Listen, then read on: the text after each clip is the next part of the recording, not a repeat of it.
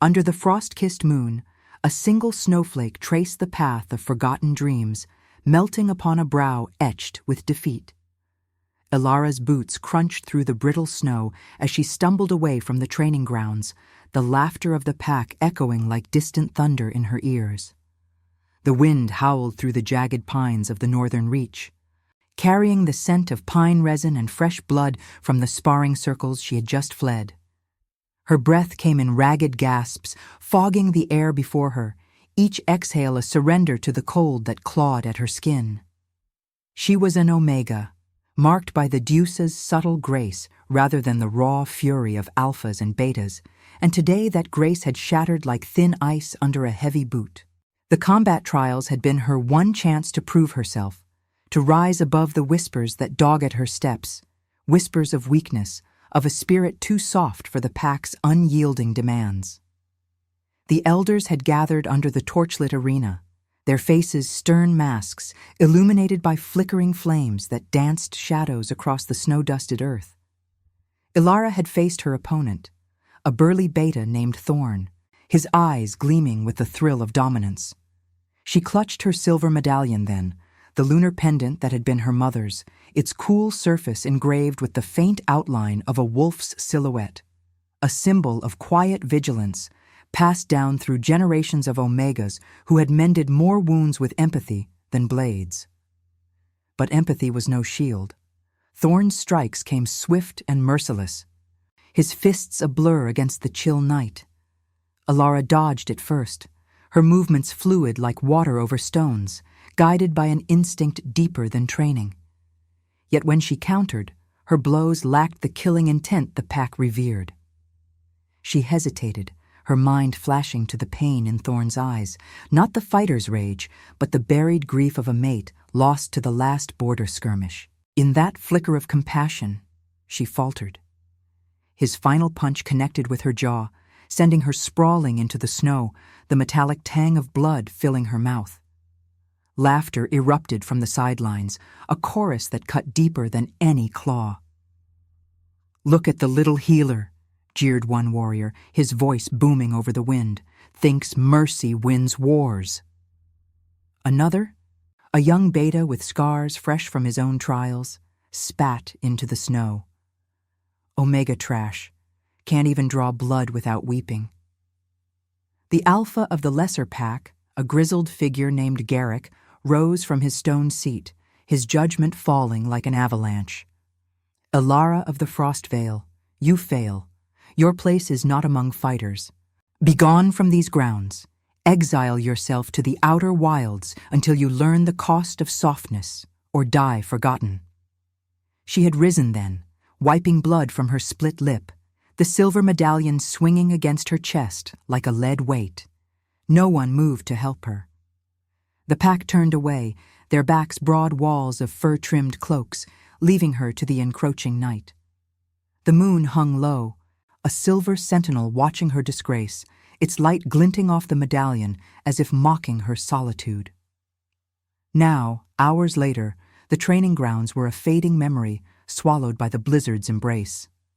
Ilara trudged onward, her woolen cloak sodden and heavy, the cold seeping into her bones like accusation. The northern reach stretched endlessly before her, a vast expanse of snow-swept mountains and shadowed valleys, where the wind whispered secrets of ancient betrayals. Uivantes distantes ecoavam das colinas, os lobos selvagens chamando uns aos outros sob a lua impiedosa, lembrete de que a sobrevivência aqui exigia não apenas força, mas uma ferocidade que ela nunca possuíra. Her hand drifted to the medallion again, fingers tracing its etched wolf. It warmed faintly against her palm, an illusion perhaps, or the last echo of her mother's voice. "Strength is not in the strike, child, but in the heart that chooses when to withhold it." But what good was a heart like hers in a world forged by blood and iron? The pack's rejection burned hotter than any fire, banished not to death, but to a living oblivion, where Omegas like her scraped by as healers in forgotten outposts or perished alone in the wilds. She crested a ridge, the wind tearing at her hair, revealing a frozen river below, its surface a mirror of cracked ice reflecting the moon's pale glow. Exhaustion pulled at her limbs, tempting her to collapse, to let the snow claim her as it had so many before. Yet something stirred within, a quiet defiance, born of the same instinct that had made her falter in the ring. She was no warrior, but she was alive, her blood pulsing with the Deuce's subtle fire. The medallion seemed to pulse in rhythm with her heartbeat, a silent vow amid the storm. Far off, a deeper howl pierced the night, not wild, but laced with authority, a king's lament carried on the gale. Alara paused, her breath catching. The sound wrapped around her like an unseen hand, pulling at the edges of her exile. But she shook it off, pressing forward into the white void. Mercy had cost her everything. Perhaps in the wilds she would find what strength truly meant, not in victory, but in endurance. The snow fell thicker now, burying her tracks, as if the land itself conspired to erase her from the world's memory.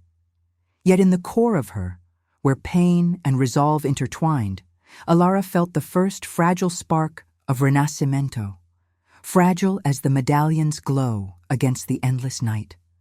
The wind's howl deepened into a dirge as Alara descended the ridge, her boots sinking into drifts that pulled at her like grasping fingers from the underworld. The frozen river gleamed below, a serpentine scar across the land, its ice groaning under the weight of secrets long buried. She paused at the edge, the silver medallion catching a stray beam of moonlight, its wolf etching seeming to stir, as if the Deuce herself breathed life into the metal. Exhaustion warred with the faint pulse of resolve in her chest. But the distant howl returned, closer now, laced with a raw edge that spoke not of wild hunger, but of a soul torn asunder. She should have run. The wilds of the northern reach were no place for lingering echoes. They masked predators, and worse, the ghosts of exiles who had wandered too far from the pack's fire. Yet curiosity, that treacherous spark, rooted her feet. The sound carried authority, a command woven into the night, pulling at the frayed threads of her omega instincts. Fear coiled in her gut, cold as the river's breath rising in mist, but beneath it lay something warmer, unbidden, a whisper of connection, like the medallion's subtle warmth against her skin. Pushing forward, she skirted the river's bank, the snow muffling her steps until the world narrowed to the crunch of her passage and the rhythmic thud of her heart. The pines loomed like silent sentinels, their branches heavy with frost, casting elongated shadows that danced in the moonlight. Then, a snap, branch under weight, not wind. Alara froze, her breath hitching, hand instinctively clutching the medallion. From the underbrush emerged a figure, staggering into the open like a shadow given form. He was immense, even in collapse, broad shoulders clad in a tattered cloak of midnight fur, edged with the insignia of a crown, woven in silver thread, markings of royalty long faded into ruin. Blood streaked his jaw, dark against the pale fur of his beast form half shifted, and his eyes, when they lifted to meet hers, burned with the gold of an alpha's fire, dimmed by pain and something deeper, a guilt that hung like storm clouds. He clutched his side, where crimson seeped through fingers pressed to a wound, the metallic scent mingling with the sharp tang of pine and snow. A sword, its blade notched from battle, dragged in his wake, trailing a furrow through the white. The Alpha King, Kyle, though she did not yet know his name, stumbled to one knee, his breath ragged, fogging the air in bursts that matched the distant weavos of pursuers echoing from the valley behind. Betrayal's scent clung to him, sharp as betrayal's blade. The acrid bite of smoke from torched banners, the undercurrent of treachery from a rival pack that had turned on its own. He was no mere wanderer. He was the exiled sovereign of the ironclad realm, felled by whispers in the council halls, his throne bartered for lies while he fought border wars that never ended. Alara's instincts screamed retreat. This was no stray wolf to pity. He was danger incarnate, a king whose fall could drag the wilds into chaos. Yet, as their gazes locked, a jolt passed between them, invisible, electric, like the first crack of lightning over frozen peaks. Her omega senses flared, tasting the storm within him, not just rage, but a profound loneliness, a duty etched in scars that mirrored her own hidden wounds.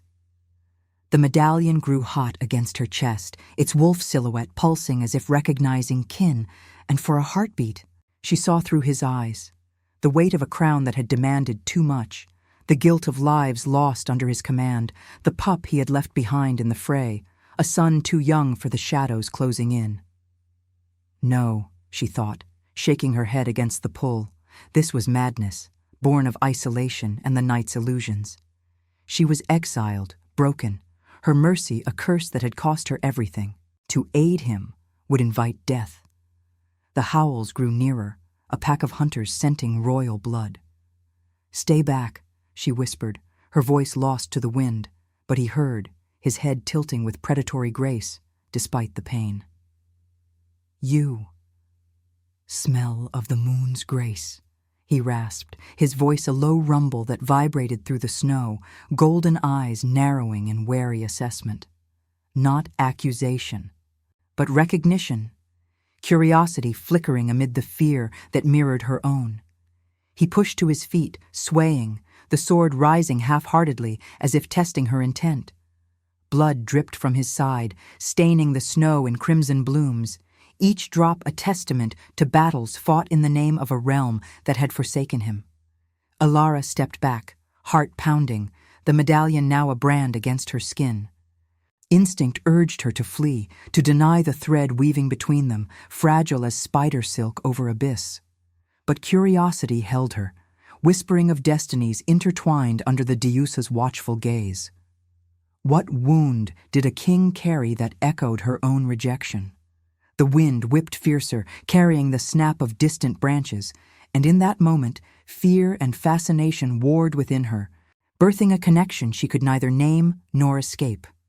He extended a hand, not in command, but plea, bloodied, trembling. The moon silvered the scene, casting their shadows as one against the pines, and Alara felt the first tremor of something profound. Not love, but the raw possibility of shared survival, resisted yet undeniable. As the pursuers' howls crested the ridge, she made her choice. Stepping forward into the unknown, the medallion's warmth a silent guide through the gathering storm. And now, I invite you to leave a trace of your presence in the comments. Tell us where in the world you're watching from and the exact hour you hear this story. We wish to know how far these northern confessions travel, and at what moments of the night they find you. The snow-laden pines blurred into a frantic haze as Alara gripped Kale's arm, her fingers sinking into the warmth of his blood-slick fur cloak. His weight bore down like an anchor, each step a labored drag through the deepening drifts.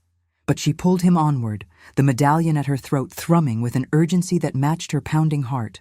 The howls behind them sharpened into a chorus of pursuit, rival wolves from the ironclad packs, their scents a foul mix of iron and deceit, closing the distance with relentless precision.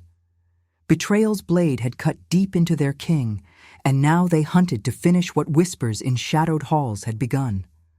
"This way," she hissed, veering toward a jagged outcrop where the river's ice gave way to a narrow crevice, half hidden by overhanging branches heavy with frost.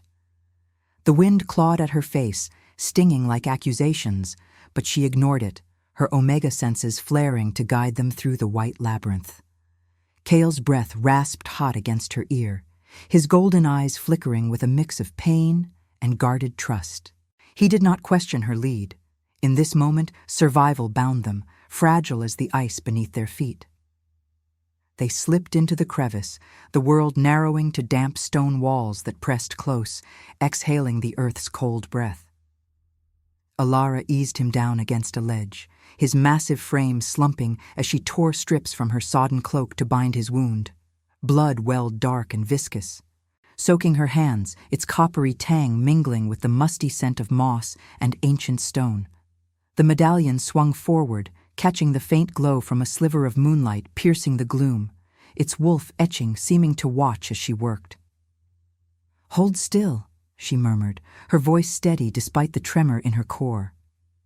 Mercy had exiled her, yet here it surged again, unbidden, drawing her to this broken king whose guilt mirrored her own shame.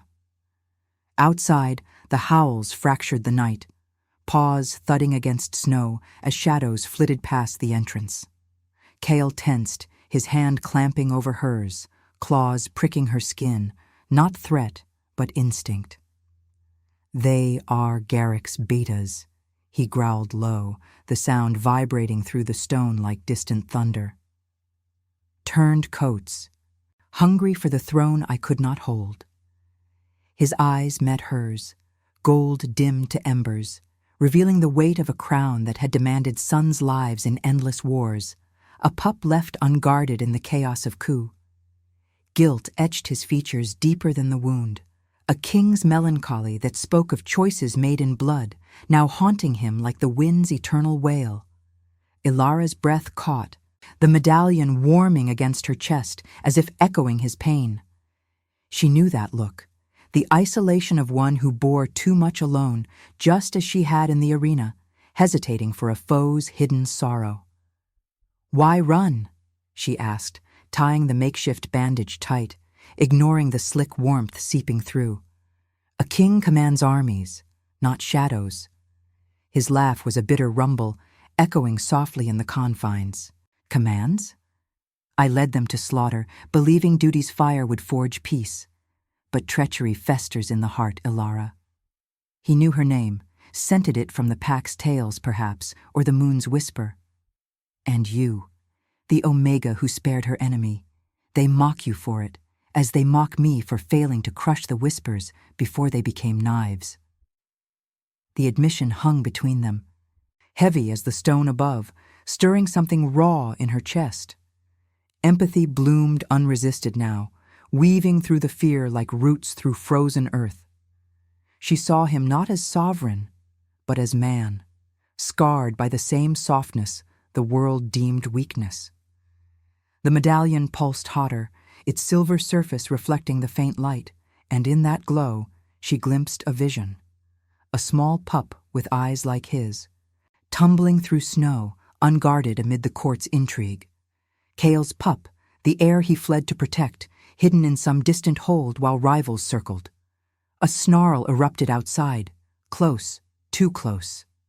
Claws scraped stone as a beta's muzzle thrust into the crevice, eyes gleaming red in the dark. Ilara's heart seized, but Kale surged up, shoving her behind him with a protective growl that shook the air. His sword, forgotten in the snow, lay just out of reach. Instead, he lunged with bare hands, claws extended, meeting the intruder's throat in a spray of blood that painted the walls crimson. The beta yelped, twisting back, but Kale's strike held, a king's fury unleashed in defense of this fragile sanctuary. More shadows converged, howls turning to barks of challenge.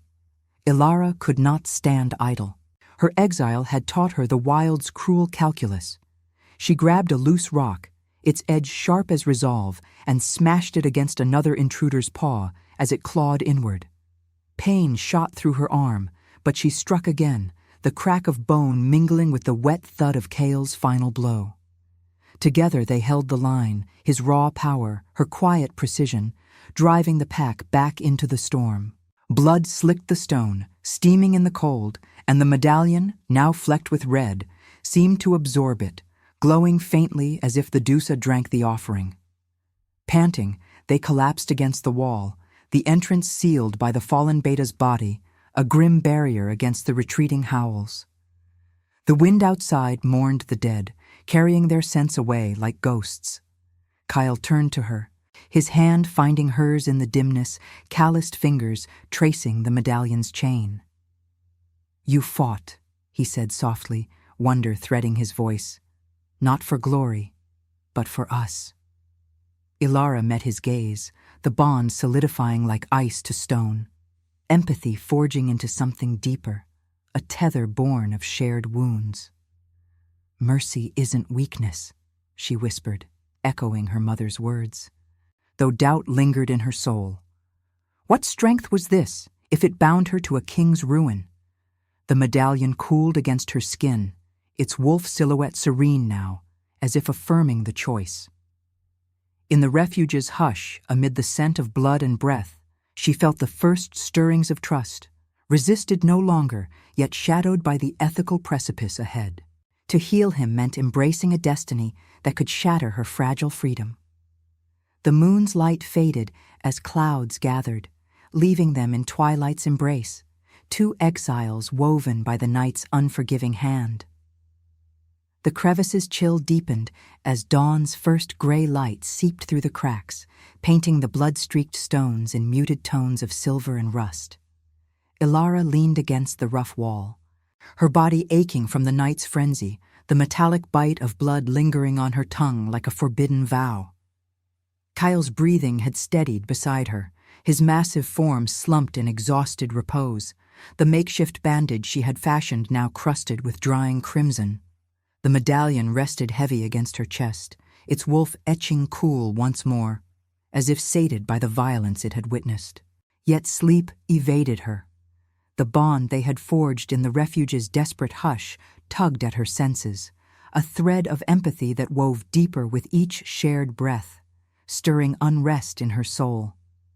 She watched him in the half-light, tracing the lines of guilt etched into his brow, the furrows of a king who had commanded legions to their graves, believing each sacrifice a step toward an elusive peace.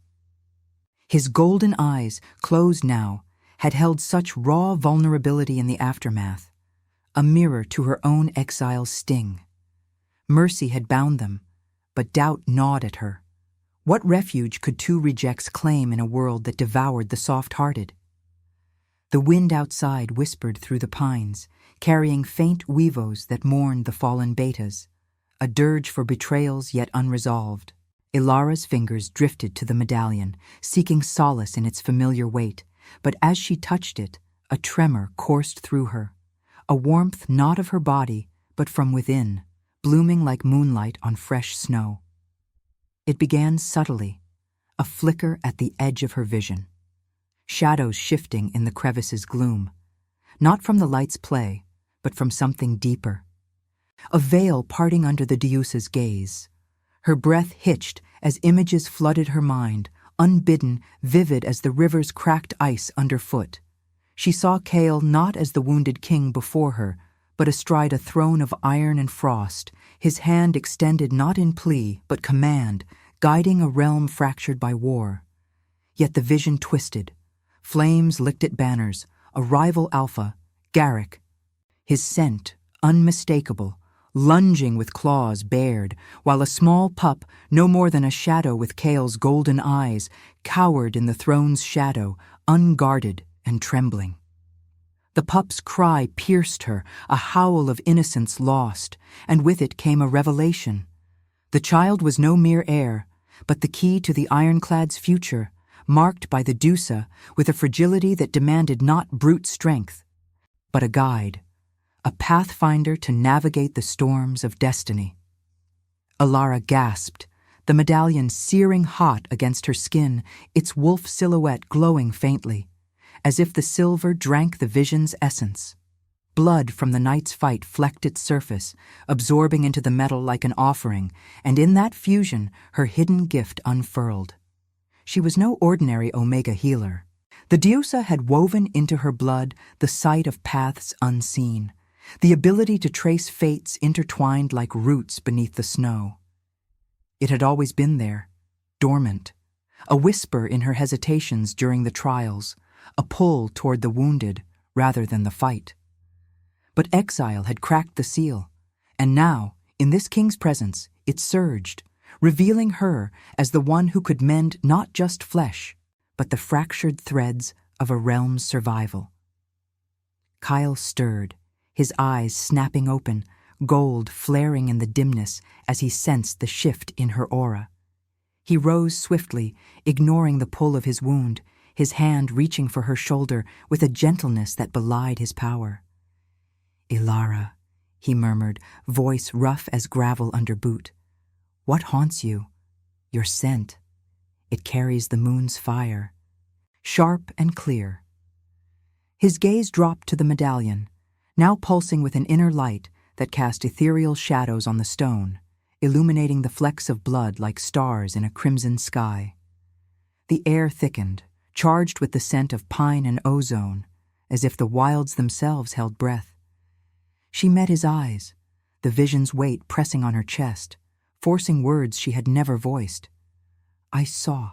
Your son," she whispered, the confession tearing free like wind through a cavern. Hidden in the heart of the ironclad, but the shadows close in, Garrick's treachery, the packs turning like wolves on the weak. He needs more than guards. He needs a pathfinder, one who sees the choices before the blood spills. Her voice trembled, the medallion's heat spreading through her veins, awakening senses long buried.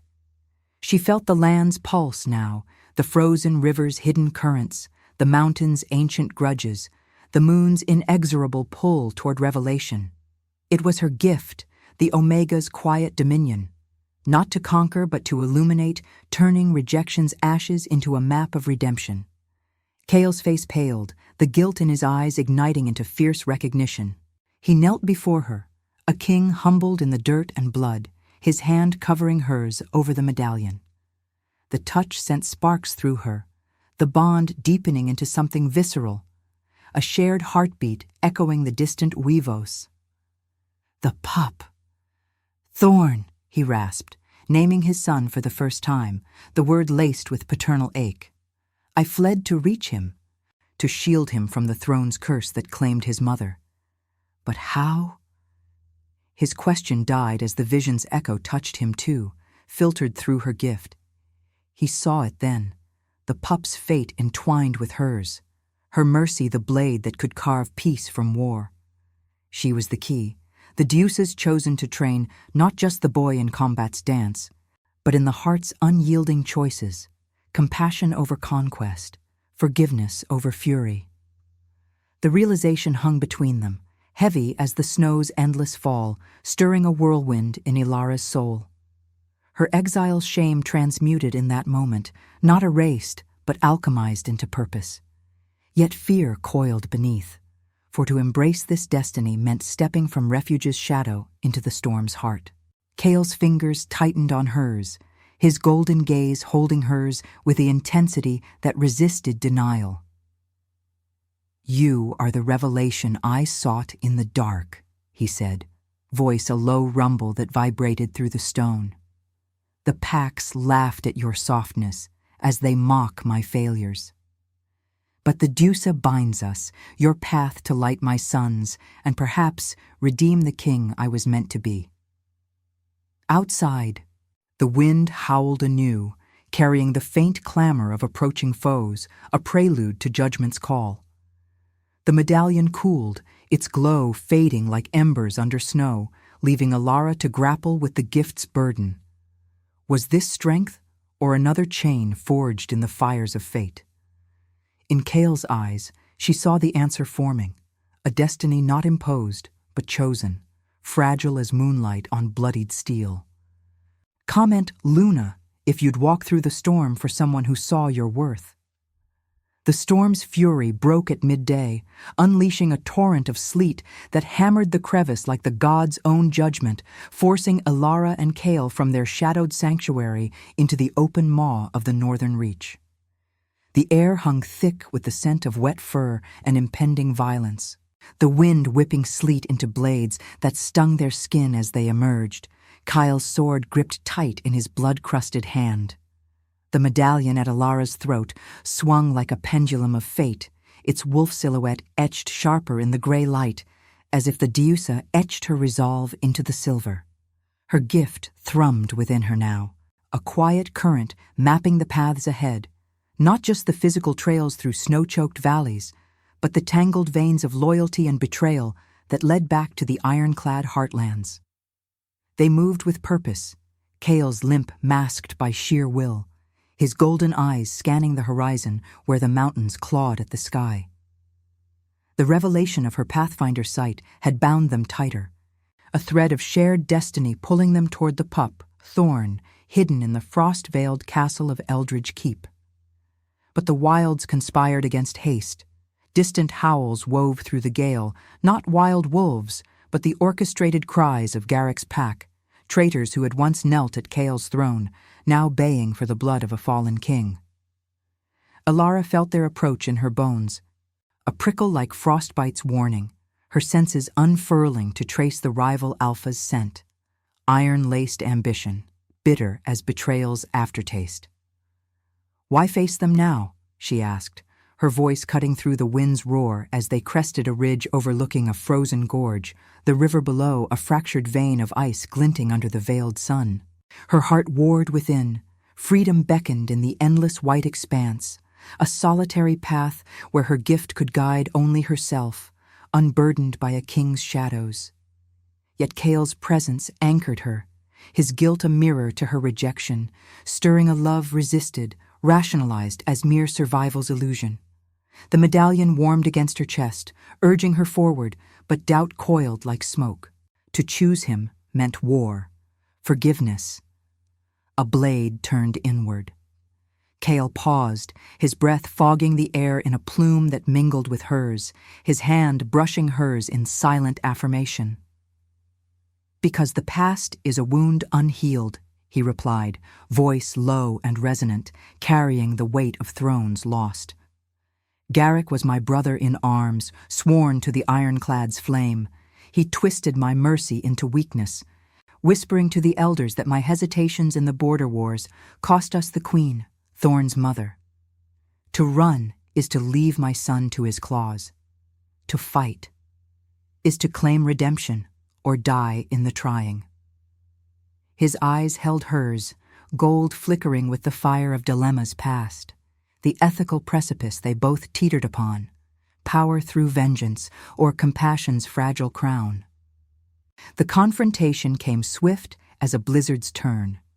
From the gorge's far lip, figures emerged, Garrick's betas, their fur cloaks matted with sleet, eyes red-rimmed with feral hunger. At their fore loomed Garrick himself, a hulking alpha whose scars gleamed like frost on steel, his maw curled in a snarl that echoed the pack's mocking laughter from Alara's trials. He was the same grizzled judge who had banished her, his scent now laced with the throne's stolen allure, crown insignia gleaming on his chest, pilfered from Kyle's exile.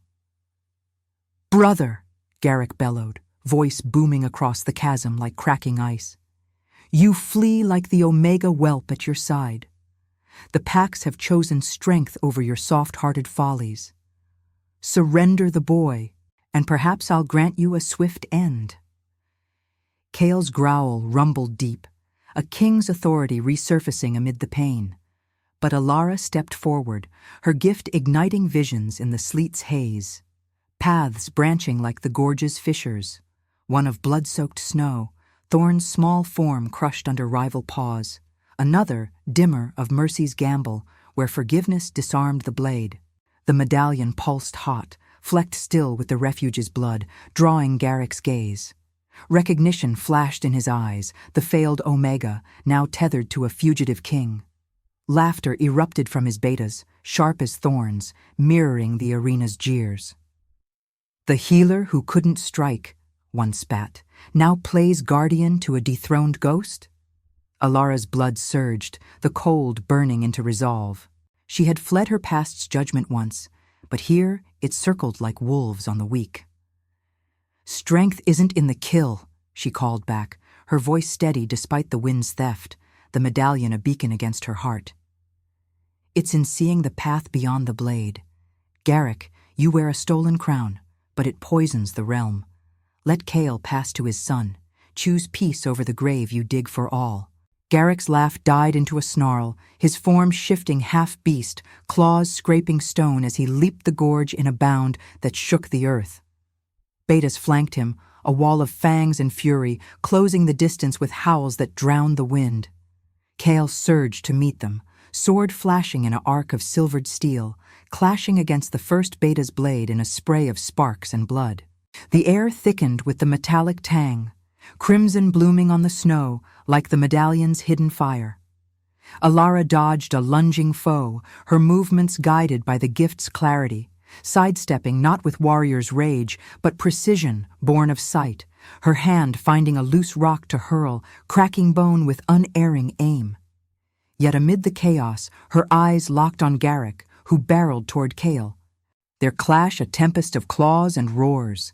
Visions assaulted her, the rival's buried wound, a brother lost to Cale's early wars, fueling his treachery not from pure malice, but grief, twisted into ambition. Forgiveness flickered, a moral crossroads, love for Cale, demanding she withhold the killing blow, freedom whispering retreat into the storm. As Garrick's paw raked Cale's shoulder, reopening old wounds in a gush of blood, Elara cried out, the medallion searing like a brand. She lunged, not to strike, but to interpose, her body a shield between the alphas, hands outstretched in plea. "Enough!" The word tore from her, amplified by the gift's power, rippling through the fray like moonlight on water. The betas faltered, sense of confusion mingling with the blood steam. Garrick paused, claws inches from her throat, his breath hot and ragged. In his eyes she saw the dilemma mirrored, war's easy path or the harder grace of yielding. Cale rose behind her, sword lowered, his voice a thunderous whisper. "She speaks truth, Garrick. The Deuce's path is not conquest, but choice, for Thorn, for the realm we both bled for." The wind howled its judgment, sleet blurring the scene into ethereal grays, the medallion glowing faintly as blood from Cale's fresh wound dripped onto the snow at her feet. Garrick's snarl softened to a rumble, the ethical precipice cracking beneath him. Forgiveness a war lost, yet a soul perhaps redeemed. He stepped back, betas shifting uneasily, the confrontation hanging on her next breath. Elara's heart pounded. The choice hers now.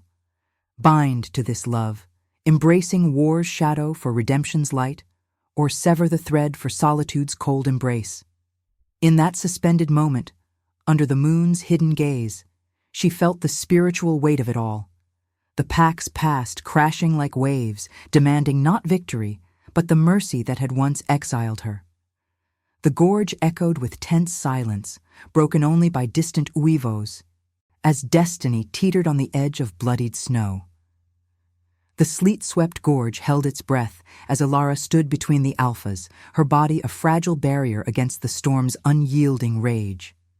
The wind tore at her cloak, whipping strands of hair across her face like threads of unraveling fate, while the medallion burned against her skin, its wolf silhouette a searing emblem of the choice now clawing at her soul.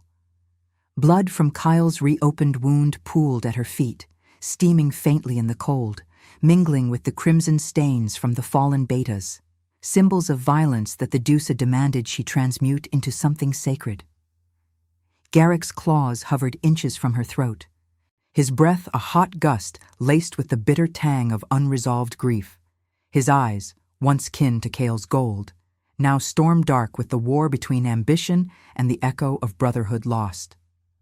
Elara's heart thundered, a visceral drumbeat that drowned the distant weavos weaving through the pines, each pulse a reminder of the paths her gift illuminated, one drenched in slaughter.